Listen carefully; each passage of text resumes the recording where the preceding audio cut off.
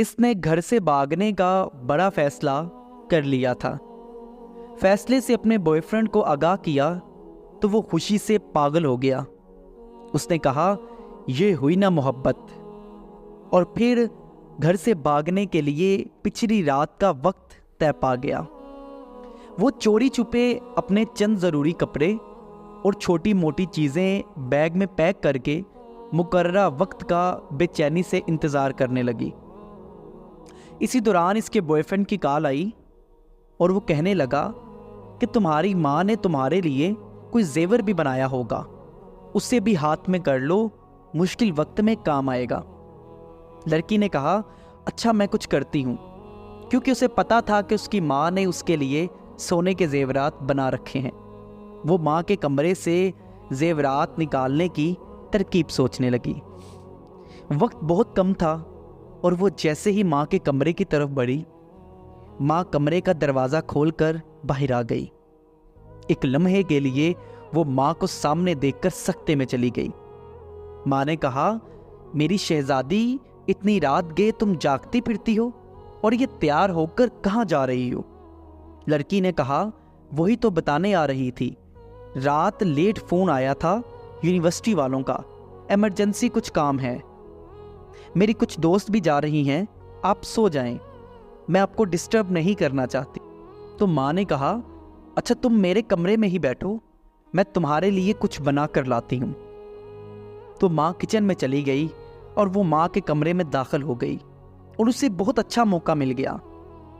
اس نے یہ سوچتے ہوئے جلدی سے پیٹی کا دروازہ کھولا تو سب سے پہلے اس کی نظر اپنے لیے بنے لال رنگ کے بہت ہی پیارے لہنگے پر پڑی، جو اس کی ماں نے خاص طور پر شادی والے دن کے لیے اپنی پسند سے بنوایا تھا۔ ماں اکثر کہتی تھی جب میری بیٹی اسے پہن کر دلہن بنے گی نا تو شہزادی لگے گی۔ اس کے ساتھ ساتھ بہترین بستر، ڈنر سیٹ، ٹی سیٹ اور نہ جانے کیا کیا سامنے آ رہا تھا۔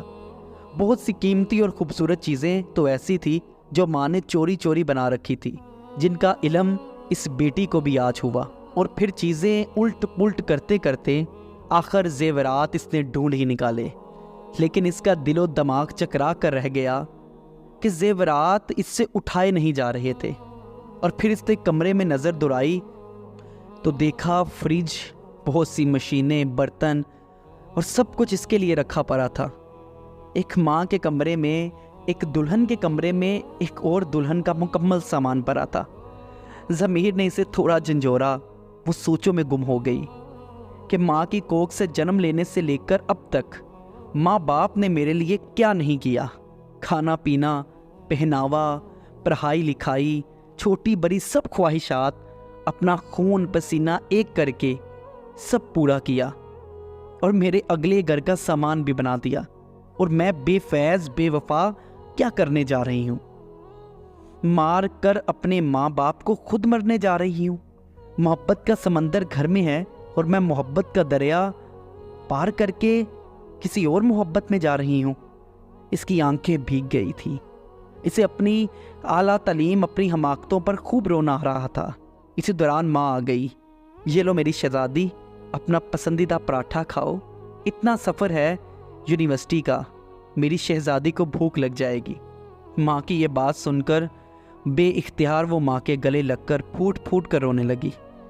ماں نے ماتھا چوم کر آنسو صاف کرتے ہوئے پوچھا میری شہزادی کیوں رو رہی ہے؟ وہ نظریں گھماتے ہوئے کہنے لگی ماں مجھ سے کتنی محبت کرتی ہو۔ ماں نے کہا یہ بھی کوئی بات ہوئی؟ اب ماں سے بڑھ کر کوئی محبت کر سکتا ہے؟ اور اسی دوران اس کے موبائل کی گھنٹی بار بار بجنے لگی۔ اس نے کال کاٹتے ہوئے میسج کیا سوری میں نہیں آ سکتی اور کبھی نہیں آ سکتی، کیونکہ مجھے میری محبت میرے گھر سے مل گئی۔ یہ جو ماں باپ کی محبت ہوتی ہے نا، یہ سب محبتوں کی ماں ہوتی ہے، کبھی مت بھولیے گا۔